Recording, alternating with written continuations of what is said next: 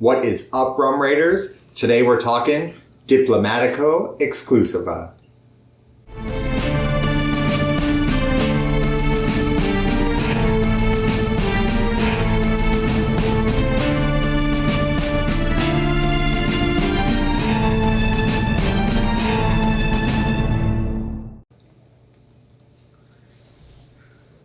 All right, so the Diplomatico Exclusiva is the most awarded rum in the world. In 2016, it actually won a double gold in San Francisco, and 2015 a double gold in Madrid. Wow. So that's pretty awesome. Yeah, so hopefully this is a good one. We'll find out. We were just talking before.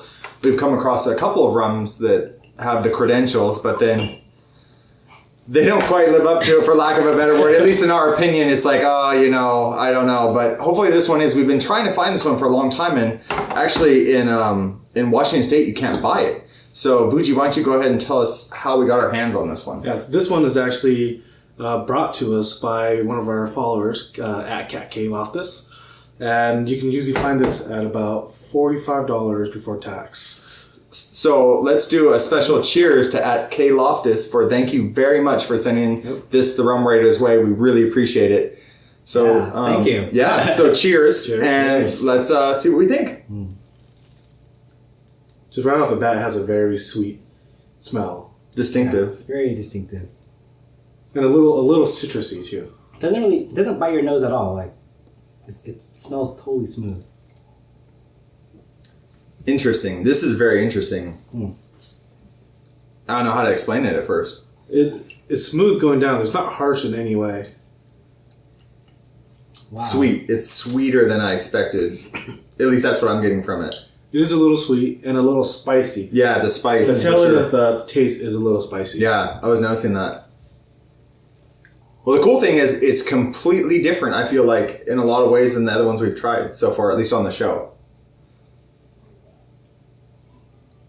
I have a hard time describing this taste. Like, it's really good. Mm-hmm. I think it's really good, but there is sweetness, maybe a little molasses, a little vanilla. I'm going to cough every episode. I'm sorry. I'm trying. I'm getting a little bit better, but, I'm just a salty pirate, whatever. It's completely different, though. It is... The taste is hard to... Yeah, spicy. I guess spicy is the word I'm looking for, too. Like the tail end of it, after it goes down, that my tongue feels like there's spice. Like, for lack of a better word, like, that's how it feels. It's like a kind of a spicy feeling. It's really interesting. It's different. It's good. I'm not disappointed in any way. I'm actually excited that it tastes completely different. That's awesome. It has a very rich flavor. Yeah. It's really complex. It is rich. You're right. It is rich. Like this is for lack of a better word, a full drink. Like, I feel like there's a lot going on, a lot of complexity, a lot of different things and new things going on. So the Venezuelans know what's up. I mean, they made something different. I have to say, however they aged it well. Yeah, it's good. This is actually aged in copper stills. Copper stills. Yeah. Wow. Interesting. Okay, so now we're going to try it on the rocks. So give us a couple minutes. We're going to enjoy these drinks, and then we're going to come back, have our mixed drinks, and tell you everything we think, and see you in a couple minutes.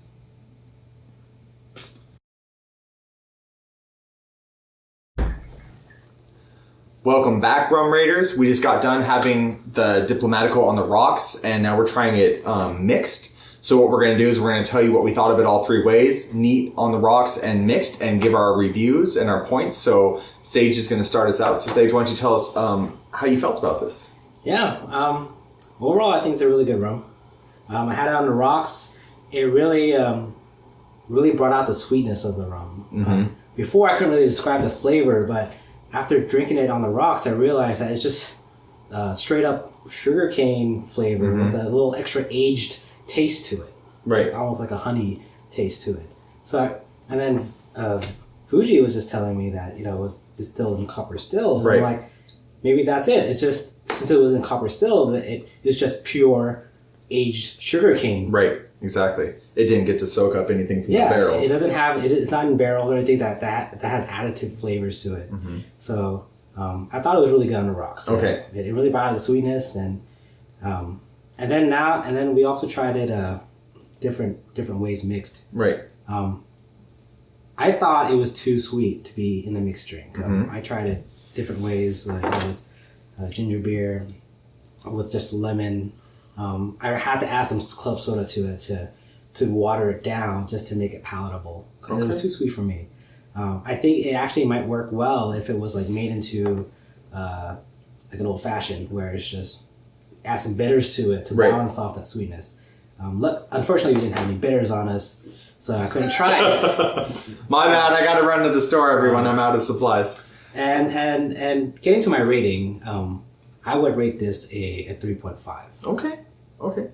So I'll take it from there. For me, I really liked it neat. I thought there was a lot that it brought to the table in the way of when you drank it. It was complex for me. I felt spiciness. I did taste the sweetness. There was burn to it. It was really interesting. I really recommend it.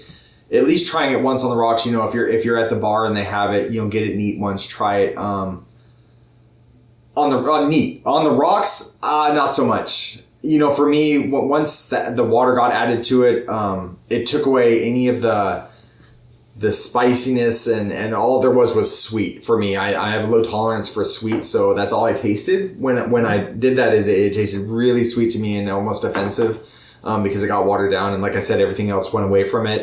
In a mixed drink though, it was interesting. I did the regular for myself, which was just the club soda with the lime and the mint broken up, and it was actually really good. So, 2 of the 3 ways I really liked it. I liked it neat, and I liked it mixed really well. I just, for myself, if you're not a big sweet person, definitely don't get it on the rocks. For my score, out of 1 to 5 with 0.5s,